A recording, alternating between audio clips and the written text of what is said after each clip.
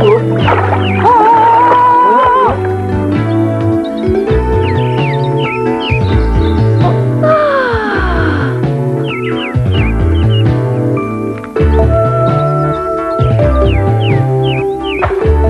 il m'a encore échappé.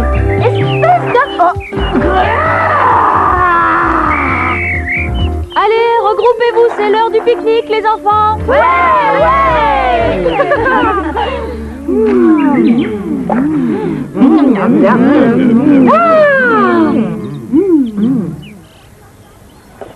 Oh, regarde comme c'est sympa. C'est notre ami Ordi. C'est drôlement souple. Le couvercle est bien moins rigide que la boîte. Exact. C'est qu'ils ne sont pas faits du même plastique. Au fait, est-ce que c'est vrai que le plastique provient du pétrole? Tout à fait. La boîte que tu tiens dans tes mains, la gourde et la bâche sur laquelle nous sommes assis, tout comme le filet à papillon de Claude, ont été faits à partir du pétrole. C'est du nylon, non? Mais le pétrole, c'est un liquide. Comment est-il devenu solide? Oui, enfin, tu vois, c'est que... Je vois. Demandons à Ordi. Oh.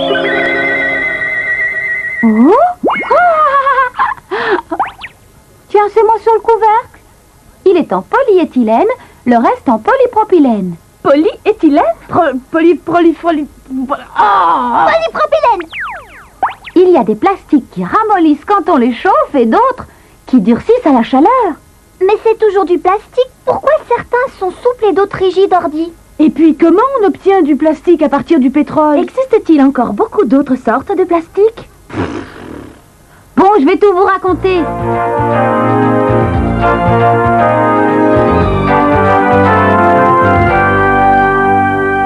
Les produits pétrochimiques que nous connaissons doivent leur existence aux très nombreuses études réalisées sur les macromolécules. Ah oui, on en avait parlé à propos des fibres synthétiques. Oui, c'est vrai. Entrons donc dans les moindres détails. Le pétrole, noir et visqueux, est constitué de minuscules particules appelées molécules, elles-mêmes constituées de particules encore plus petites. Les atomes? C'est ça. Le nombre d'atomes qui constituent une molécule est appelé masse moléculaire. Pour l'oxygène, par exemple, elle est de 32. Pour le dioxyde de carbone, c'est 44. Et l'eau, 18.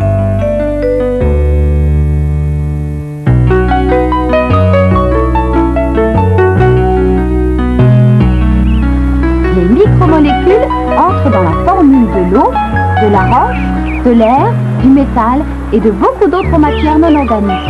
Et les macromolécules, alors, elles concernent les créatures vivantes?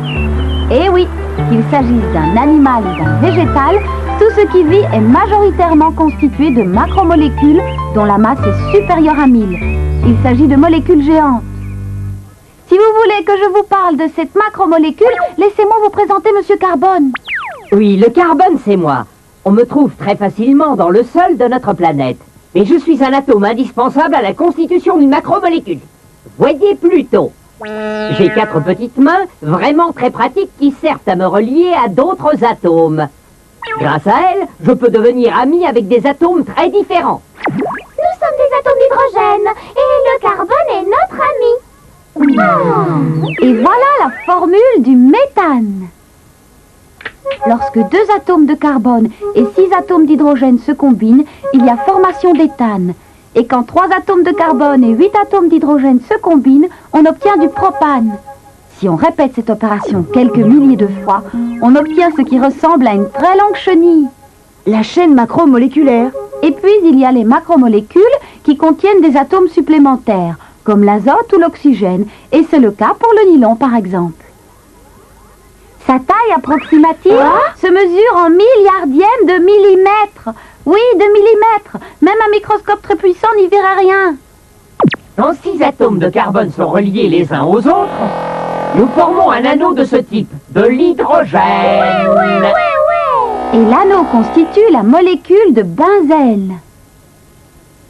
Alors, toutes les molécules se combinent comme le méthane et le benzène?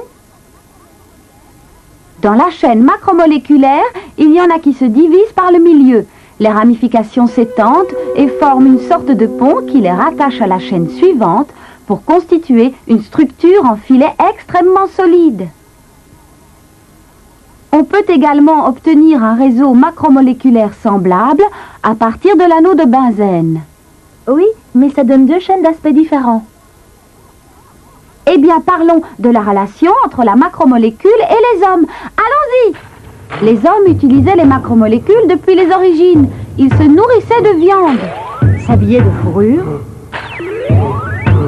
et faisaient du feu avec du bois.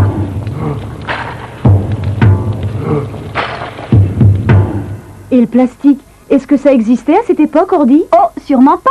Le plastique est une invention toute récente. Elle ne date que du 19e siècle. Avant, les scientifiques savaient déjà séparer et relier les macromolécules de l'eau et de certains gaz.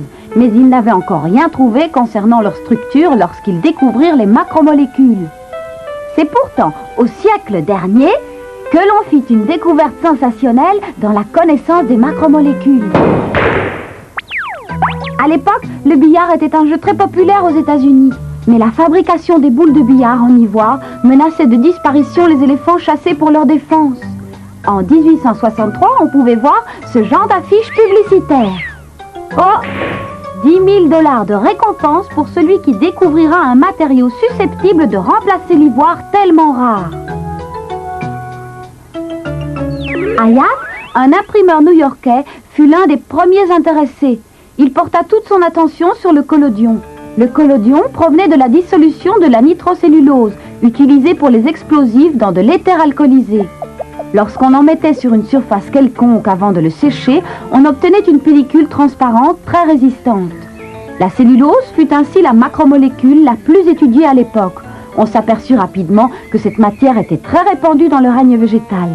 Hayat, qui s'intéressait de près à la cellulose, mélangea du camphre avec du collodion et obtint un matériau nouveau, le celluloïde. C'est génial!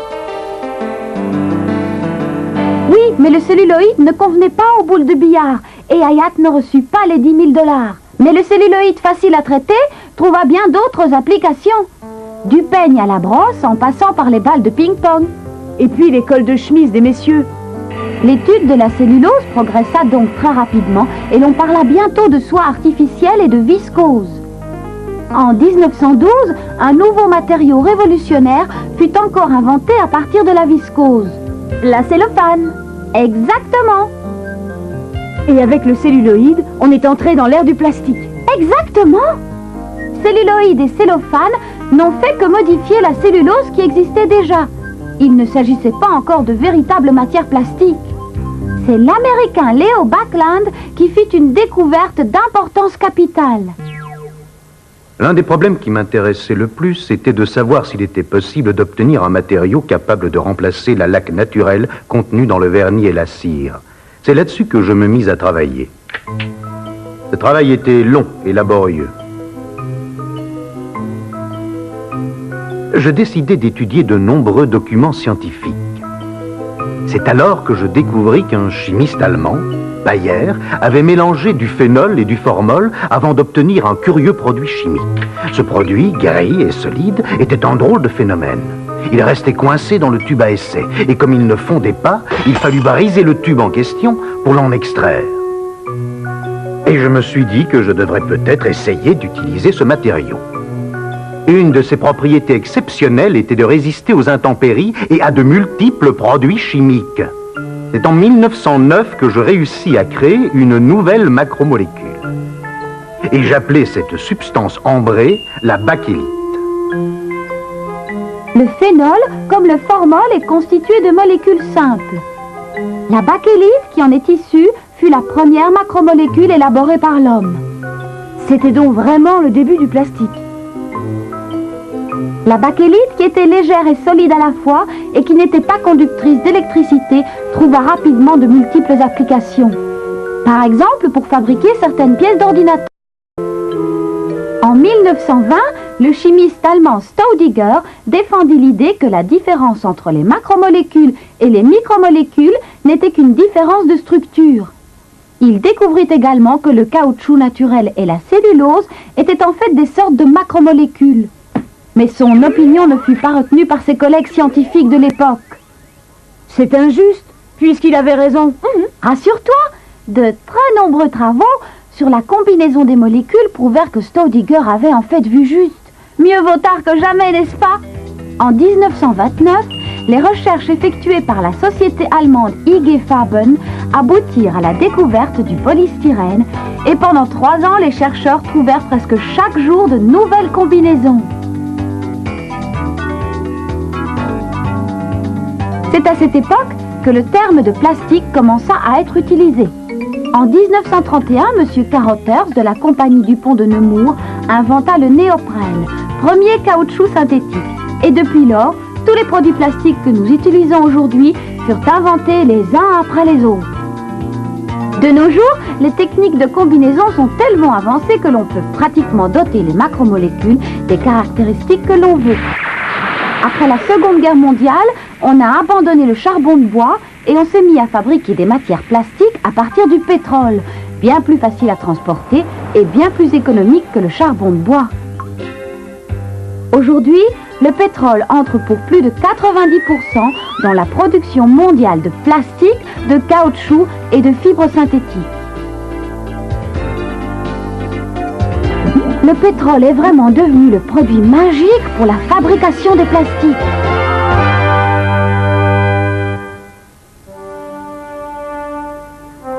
Il existe aujourd'hui plus de 50 sortes de produits plastiques différents fabriqués dans le monde entier. Le polyéthylène, le PVC, le polypropylène, le polystyrène et les phénoliques sont les 5 produits plastiques dont la production est la plus importante parce qu'ils ne sont pas chers et permettent de fabriquer des tas d'objets. À partir d'éléments aussi simples que le carbone, l'hydrogène, le chlore et l'oxygène, on peut en effet former différents types de plastique aux propriétés adaptées à l'utilisation de différents objets. On distingue 2 grandes familles de plastique selon leur comportement au moment de la fabrication des objets. Il y a les thermoplastiques et les thermodurcissables. Thermoplastique? La plasticité, c'est ça, regarde! Quand on déforme un thermoplastique, il ne récupère jamais la forme qu'il avait au départ. C'est pareil pour l'argile. Es-tu thermoplastique, Orly? Oh non, arrête! Moi, je retrouve ma forme initiale, je suis élastique. Non, mais... L'origine grecque du mot plastique signifie qui peut être modelé, qui a de la souplesse. Le thermoplastique est un plastique qui prend facilement la forme que l'on veut parce qu'il fond quand on le chauffe. Exactement comme le chocolat. La macromolécule d'un thermoplastique a la forme d'une chaîne qui se modifie avec la chaleur. Le polyéthylène, le PVC, le polypropylène et le polystyrène sont tous des thermoplastiques. À l'opposé, les plastiques qui ne se déforment pas sous l'action de la chaleur sont appelés des thermodurcissables. Comme des biscuits alors. Leur structure macromoléculaire n'est plus en forme de chaîne mais de réseau. C'est comme si les molécules avaient les mains attachées. Impossible de bouger. Ce qui explique qu'elles ne changent pas de forme malgré la chaleur. Pourtant, si l'on s'acharne à les chauffer, les macromolécules se brisent et le plastique finit par brûler. C'est le cas du phénol. Et la bakélite de M. Backland, qui était à base de phénol, était un des premiers thermodurcissables. Vous avez sûrement chez vous des objets fabriqués en thermodurcissables. Des parties de meubles, des plats, des poignées de casseroles et certaines pièces d'appareils électriques. Mais il faut noter qu'il faut également chauffer les thermodurcissables pour pouvoir les modeler. Cette facilité de modelage est l'une des principales caractéristiques des matières plastiques. Le plastique est aussi isolant du courant électrique. Et c'est très léger et résistant. C'est vrai, il résiste aux produits chimiques et ne se détériore pas. De plus, comme on peut le produire en grande quantité, son prix de revient est très bas. Autant dire que le plastique a de très nombreux avantages. Il y a une chose qui m'intéresserait beaucoup, c'est de voir comment on fabrique le plastique. Chouette! Ceci est un complexe pétrolier avec les installations nécessaires au traitement du pétrole, notamment pour la fabrication du plastique. Un vrai complexe pétrolier. Le pétrole arrive par bateau à la raffinerie. Une fois purifié, le pétrole brut est distillé et divisé en divers composants. C'est le travail de raffinage. Oh, une tour de distillation atmosphérique de 50 mètres de hauteur. Tu as vu? Il y a comme des plateaux dedans. La température intérieure est de 300 degrés. La pression, elle, est maintenue entre une des 3 atmosphères. Selon le degré de distillation, on peut obtenir 6 composants principaux. Tout en bas, on obtient le bitume. Oui, c'est ce qu'on met sur nos routes. Puis viennent les huiles lourdes, que l'on utilise comme carburant pour les bateaux et les centrales électriques. et les huiles légères qui servent de carburant aux camions et aux autocars. Et le kérosène pour les poêles à pétrole. Puis le naphte ou essence brute que l'on utilise précisément dans la fabrication des plastiques. L'essence étant bien sûr le carburant des automobiles. Le dernier des dérivés est le gaz de pétrole, facilement inflammable. Et ça, c'est du naphte? Ça a une jolie couleur. Il faut ensuite traiter le naphte. Pour ce faire, on utilise d'immenses fourneaux à l'intérieur desquels la température tourne autour des 800 degrés.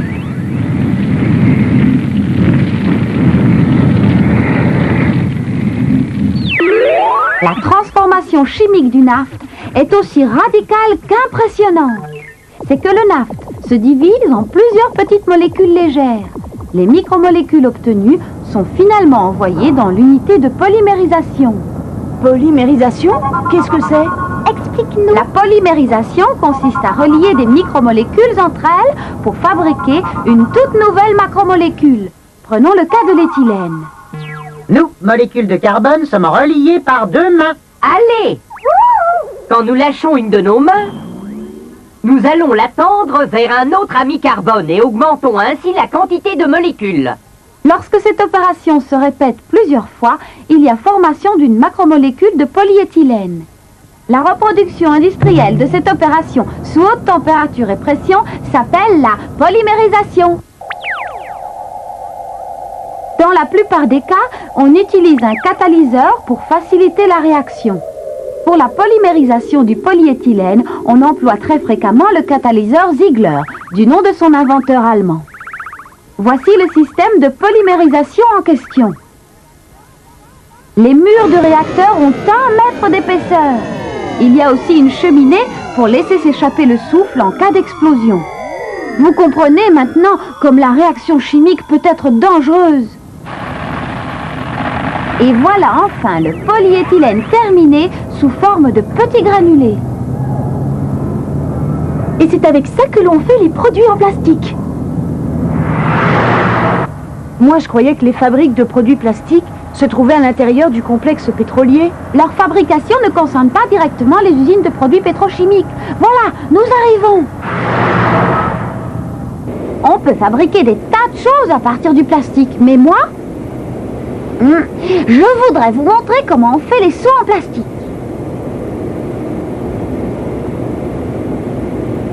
On dirait bien de l'acier. En forme de seau à l'envers. C'est quand même pas avec ça qu'on fabrique des seaux. Et si, c'est un moule en métal constitué de 2 parties, l'une mâle, l'autre femelle. On ferme les 2 parties du moule avant d'introduire le plastique qui va servir à faire le seau. La qualité du produit dépend directement de la qualité des moules, d'où la nécessité d'être extrêmement précis. Cette méthode d'introduction du plastique entre les 2 moules de métal est appelée injection. Elle permet de fabriquer de nombreux types de produits, qu'il s'agisse de jouets ou d'autres choses. Voici une trémie de presse à injecter, qui est le réservoir contenant les granulés de plastique. Les petits points bleus sont les agents colorants. Ils se mélangent à l'intérieur du cylindre, où la température va de 100 à 300 degrés. Une sorte de grosse vis plastifie le tout en le faisant avancer.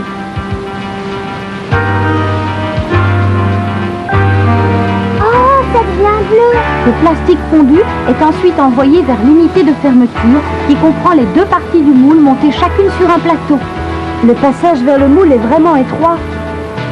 Oui, et le plastique est expulsé très puissamment. Ça y est, le saut est terminé.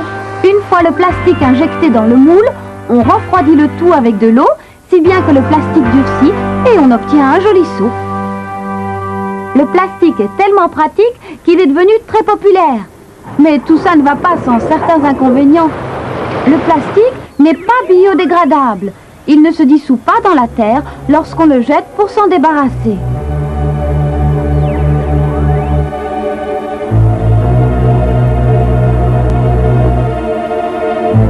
Et si on brûle certains plastiques, ils peuvent dégager des vapeurs toxiques. Alors, si je comprends bien, le plastique est polluant? Voilà pourquoi tout le monde s'active pour trouver des solutions. Et on commence à en trouver. On teste des fours spéciaux ne dégageant aucune vapeur toxique. À partir des déchets de plastique, on cherche à refaire des huiles lourdes que l'on pourra utiliser à nouveau pour revêtir nos routes ou bien nos sols en fabriquant des moquettes. De même qu'on a parlé d'âge de pierre et d'âge de fer, on pourra certainement parler de notre temps comme de l'ère du plastique.